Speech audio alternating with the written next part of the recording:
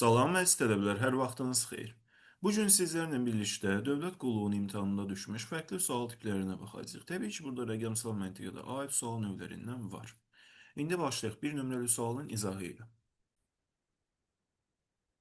Sualda bizə qeyd edilir ki, xam neftin bir barelinin ilin ikinci yarımilliyində orta hesabla 60 dollarına satılarsa, 2024-cü ilin yanvarın 1-nə Azərbaycan Respublikası Dövlət Neft Fondunun aktivlərinin 51,7 milyard dollar olacağı proqnozlaşdırılır. Yəni deyir, ikinci yarım illiyə qədər 60 dollara satılsa, fondun deyək ki, aktivləri 51,7 milyard dollar olacaq. Deyir, xam neftin bir barelinin ikinci yarım illikdə orta satış qiyməti yuxarıda qeyd olunan qiymətdən çox olarsa, satış qiyməti baxın 60 dollar nəzərdə tutulmuşdu. Deyir ki, qiymətdən çox olarsa hər 10 dollara görə 2024-cü ilin yanvarın 1-nə qədər neft fondunun 0,7 milyard dollar artması, az olan hər 10 dollara görə isə 0,7 milyard azalması nəzərdə tutulur. Baxın, belə başa düşün də. Deyir ki, nefti bir il biz satmaq istəyirik 60 dollara. Bu halda neft fondunun aktiv olacaq 51,7 milyard dollar. Deyir ki, neftin qiyməti qalxsa 60 dollardan yuxarıya. Hər 10 dollar üçün deyir, bu aktivin qiyməti 0,7 milyard dollar artacaq. Hər azalan 10 dollara görə isə 0,7 milyard dollar azalacaq. Baxın, aşağıda bizə verilib. 56 dollardan satılıb neftin 14'də 3 hissəsi. 116 dollardan satılıb neftin 2'də 1 hissəsi. 105 dollarda satılıb neftin 7'də 2 hissəsi. Buna necə yanaşacağıq?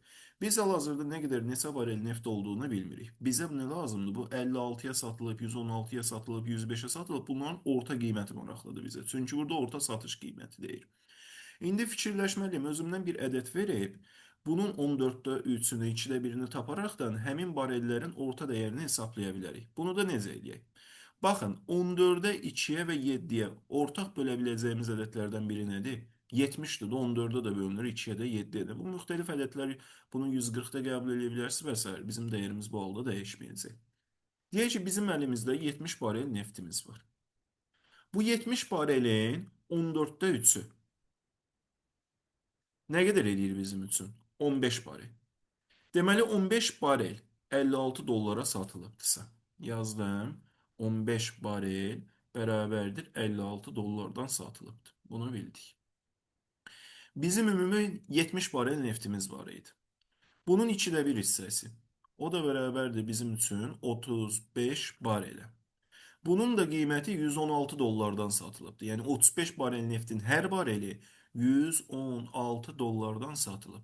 Gətirdik, yazdıq bura. Bir də həmin 70 barel neft götürmüşdü ya, onun 7'də 2 hissəsi. Böldüm 7'yə, vurdum 2'yə. 105 dollardan satılıbdı. Bu da eləyir bizim üçün 20 barel. 20 barelində hər bareli bizim üçün neçədən satılıb? 105 dollardan. Baxın, əziz tələbələr, belə fikirləşin. Deyək ki, hal-hazırda buranı yazaq 105 dollar. İndi mən bilirəm ki, 15 barel hər bareli 56 dollardan, 35 barelin hər bareli 116 dollardan, 20 barelin də hər bareli 105 dollardan satılıb. Mənə ədədi orta maraqlıdır. Ədədi orta nədir? Sayları toplayıb sayına bölməkdir. Rəqəmləri toplayıb sayına bölməkdir. İndi 15 dəfə 56-nı toplamaqdansa birbaşa nə yaza bilərik? 15 vurulsun 56. Üzərinə gəlinsin. 35 dəfə 116-nı yazası deyilik. Yazacaq ki, 35 vurulsun 116. Üzərinə gəlinsin. Eyni qayda ilə də 20 vurulsun 105 dəyərinə. İndi bizim üçün burada 15 dənə 56, 116 dənə 35, 105 dənə də 20 var axı. Bunların ədədi ortasını necə tapacağıq? Böləcəyik saylarla. Nə qədərdirlər? 15, 35 və 20. Yəni 15 plus 35 plus 20 olaraq hesablayırıq. Yekunda burada əldə edəcəyimiz dəyər, əziz tələbələr, 100 dollardır. Deməli, biz neftin barelini orta hesabla 100 dollara satmışıq. Bizə də sualın şərtinə nə qeyd olunurdu? Deyirdi ki, 60 dollardan yuxarı hər 10 dollara görə 0,7 milyard dollar artmalıdır. Baxın, 100 dollar, bir də 60 dollar. Aralarında nə qədər fark var? 100-dən 60-a çıxdınız, 40 dənə fərq var. 40 nədir bizim üçün? 4 vurulsun 10'dur da, yəni 4 dənə 10'luq nəzərdə tuturuq. Hər 10'luq üçün 0,7 artacaqdırsa, 4'ü vurdum 0,7'yə, bərabər oldu 2,8 milyard dollar kimi hesablayacağıq. İndi bizim de neft fondunun aktivi ne kadar idi? 51,7. Yazdım 51,7 üzerine gelinsin 2,8. Bura 5 eləyir, burada 54,5. Bize sualın şərtində deyilir ki, cavabı təkliklərə qədər yuvarlaqlaşdırın. Təklik burada 4-də axı. 4-də vergülün sağında 5 var deyə o 4-ün üzərinə bir rəqəm gəlir, bərabər olur. Dəyərimiz 55-ə. Bu da bizim üçün C variantıdır. İndi baxaq növbəti sualımıza. İndi əziz tələbələr, baxırıq 2 nömrəli suala. Deyir, kubu atarkən verilmiş hərflərdən ibarət kombinasiyaların hər birinin fiqurların ardıcıllığı gözlənilməklə yığılma ehtimallarını taparaq ən böyük və sair. Bax, nə əziz tələbələr, birinci ehtimalı başa salım sizə. Deyək ki, bir sinifdə 5 dənə tələbə var. Bu 5 tələbədən bircə dənəsi oğlandır. Məsələn, mən soruşsam ki, bu sualın cavabını kim verə bilər? Bu oğlanın cavab vermə ehtimalı 5'te 1 olarak hesaplanır.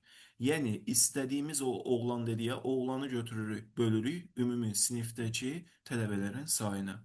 İndi deyək ki, kubun 6 dənə özü var. Bir üzündə deyək ki, 2, məsələn, burada R yazılıbdır. 6 dənə özü var. Bir üzündə R-dır. Biz o kubu yerə atanda R-nın düşmə ehtimalı istələ bilər. 6'da 1 olarak hesaplanır. Sualı da bunu gözləyərək tapacağıq. Bizə sualda birinci sözümüz deyir ki, araba sözü. Və sualın şərtində oxusaz deyir ki, kubun bütün üzləri göstərilib. Bu nə deməkdir? Kubun 6 üzü var, 6 üzün 6'sı da göstərilib deməkdir. İndi bəzən tələbələrdə sual yaranır ki, burada da A var, burada da A var. Bu görə neyin üzlərdir? Yox, əziz tələbələr. 6 üzün 6'sı da göstərilibsə, burada deməli üzlərdən 2 dənəsində A var. Görürsünüz bunun xaricində 2 dənə B var, 1 dənə E var, 1 dənə R var. Bunları unutmamaq üçün bir qıraqda qeyd edirik. Deyək ki, Ə hərfi bizim üçün bir üzlə qeyd olunubdur. A hərfi 2 üzlə qeyd olunubdur. B hərfi 2 üzdədir. Bir də R hərfi bizim üçün bir üzdə qeyd edilibdir. İndi bir də araba sözünün ehtimalını yığacağıq axı. Gərək birinci A ehtimalı olaraq düşsün. Ardınca R, sonra A, sonra B, sonra A. Təbii ki, bu ehtimal çox çətindir. Bunun üçün də necə eləyəcəksiniz? Məsələn, A-nın düşmə ehtimalı nə qədərdir? 2 bölək 6'da axı 200 də var. Kubun da toplam 600 var. Biz birbaşa bunu araba sözündə birinci A ilə başlayırıq. Ona görə A-ya fokuslandım. Birinci ona görə nə yazırıq? 3'də 1 ehtimal. 6'da 2-ni ixtisar apardım. Ardınca R hərfi düşməlidir axı. Ehtimal azalır deyə biz bunu vurma ilə qeyd edirik. R hərfi bizim üçün görürsüz bir üzdə var deyə vurulsun 6'da 1 kimi yanaşıram. Sonra A hərfi təkrar gəlməlidir. Təkrar 3'də 1'ə vurdum. Sonra görürsüz B hərfi gəlməlidir. Bu hərfin gəlməyi üçün bu hərfi bizim üçün 200 də var deyə 2 bölünsün 6 onu da 3'də 1 olaraq qəbul edəcəm. Bir də yekunda təkrar A hərfi gəlməlidir. O da bizim üçün 3'də 1'dir. Bunların hamısını bir-birinə vurduğumuz müddətcə əldə edəcəyimiz dəyər 1 bölünsün 486 ehtimaldır. İndi biz araba sözünü yaratdıq. Eyni qayda ilə 2, 3 və 4 nömrəli sözləri də yaratmalıyıq. Bərbər sözü ilə davam edək. B 200-də var deyə düşmə ehtimalı 3'də 1'dir. Vurulsun. Ə hərfi bizim üçün 100-də var deyə 6'da 1-lə qeyd edədim. R hərfi 100-də var deyə o da 6'da 1'dir. Sonra B hərfini bildik. Onsuz 3'də 1 ehtimalı idi. Ə hərfi bizim üçün 6'da 1 ehtimalı idi. Yeni vurmalı qoyaq. Bir də R hərfi gəldi. R da 1 üzdədir deyə o da vurulsun. 6'da 1 kimi hesaplanır. İndi bu halda bizim üçün bərbər sözünü ardarda zəri attığımız zaman, kuba attığımız zaman bu sözün əmələ gəlmə ehtimalı tələbələr 11664'də bir ehtimaldır. İndi gələ ərbab sözünü yaradaq. Ə ilə başlasaq, ənin ehtimalı bizim üçün 6'da 1'dir. Vurulsun. R hərfinin ehtimalı bizim üçün o da 6'da 1'dir. Sonra B hərfinə baxaq. Bu bizim üçün 200-dədir. Ehtimalı 3'də 1'dir. Sonra təkrar gəlir bizim üçün A hərfində qalmış. A hərfini yazacağıq. A-nın ehtimalı da 3'də 1'dir. Bir də qaldı B hərfi. B hərfinin də ehtimalı 3'də 1 idi deyə yekun dəyərimiz 972'də 1 olarak hesaplanacaq. Bir dənə qaldı barbar sözü. İndi barbarı aydınlaşdıraq. Bu birinci sözümüzdür, bu ikinci sözümüzdür, bu da üçüncü sözümüz. Barbar sözünə baxsaq, bu da dördüncü sözümüz. B hərfinin ehtimalı 3'də 1 vurulsun. A hərfinin ehtimalı 3'də 1 vurulsun. R hərfinin ehtimalı bizim üçün 6'da 1 vurulsun. Təkrar bunu bardı deyəli 3, 3, 6 olaraq davam elətdirirəm. 3-də 1, 3-də 1, bir də vurulsun 6-da 1. Bunun da gəlmək ehtimalı bizim üçün 2916'da bir ehtimalda istəyə bilər. İndi bunları yazandan sonra bizdən nə soruşur? Deyir taparaq ən böyük içi yığılma ehtimallarının cəmi. Ən böyük içi yığılma ehtimalımız nədir? 486'da 1-lə 972'də 1-dir. Tələbələr nədə yanlışlıq eləyir? Əziz tələbələr, məxrəc böyüdükcə ədəd kiçilir. Çünki biri, deyək ki, biri var 486-ya böləsiniz, biri də var 1-i böləsiniz 11664-dür. Deməli, ən böyük 2 yığılma ehtimalımız budur. Gəlin bunları toplayaq. Yazıram. 486'da 1 üzərinə gəlinsin 972'də 1 olaraq hesablayaq. Təbii ki, 970'i 486'ya tam bölünür deyə 970'in ortaqlıq qəbul edəcəyik. 2 plus 1-i də biz 3 olaraq qəbul edə bilərik. Bir də deyir ki, ən kiçik 2 yığılma ehtimalı cəmin olan nisbəti. İndi ən kiçik olanlar bizim üçün hansıdır? Baxın, bu ikisidir. İndi deyək ki, bu ikisini toplasaq, 11664'də 1 üzərinə gəlinsin 2916'da 1 ehtimal olaraq hesablasaq. Bunların da cəmi bizim üçün 11664 2916'ya tam bölündüyü üçün ortaq vuruq 11664 olaraq qəbul eləsək, deməli 1 plus bizim üçün verəcəyi dəyər 4-dür. Bu da bərabərdir bizim üçün 11664'də 5 ehtimal. Görürsünüz, 2 dənə ehtimalımız nəticələnib. Ən yekunda nə istənilir bizdən? Deyir, ən kiçik 2 yığılma ehtimallarının cəminə olan nisbətini tapın. Hə, sadəcə bizdən nə soruşulur burada? Nisbət soruşulur. Bu halda da nə edə bilərik? 972'də 3'ü vuracağıq 11000, axı nisbəti soruşulur. Böldüyümüz təqdirdə də indi 11664'də 5'i böləndə nə olacaq? Sürətlərlə məxrəclər yerini dəyişdirəcək.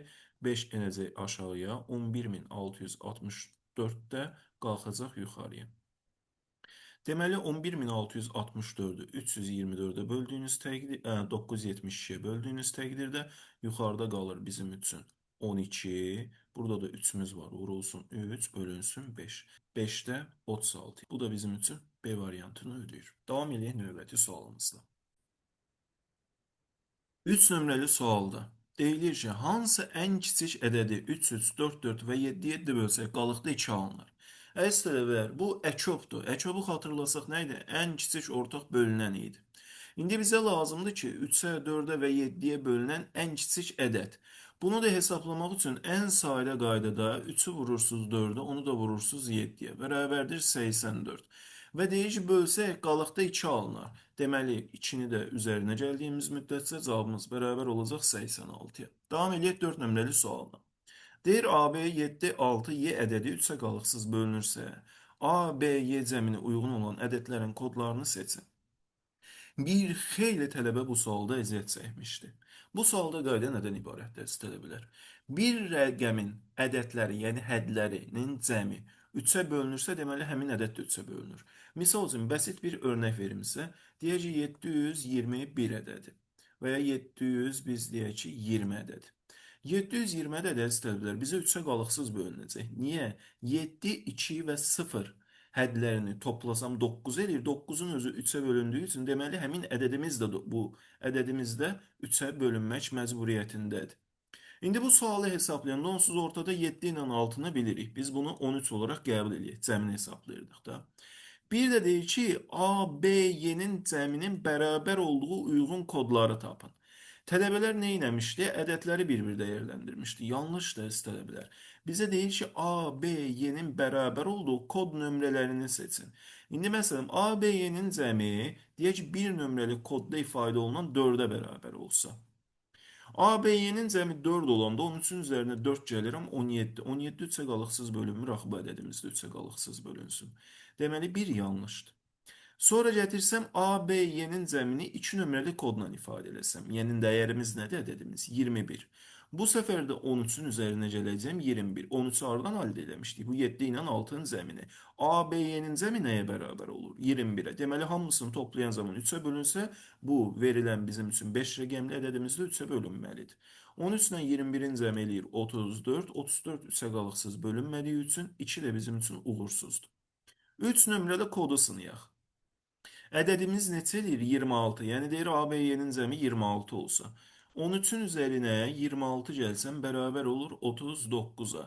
39'un özü 3'ə qalıqsız bölündüyü üçün ABY-nin cəminin yerinə biz 26 yazsaq, deməli biz uğurlu olacağıq. 3'ü saydıq. Deməli 4 nömrəli kodumuza baxaq. Bu halda ədədlərin cəmi 11 eləməlidir. 13'ün üzərinə gəlirəm. 11 eləyir 24 əziz tələbələr.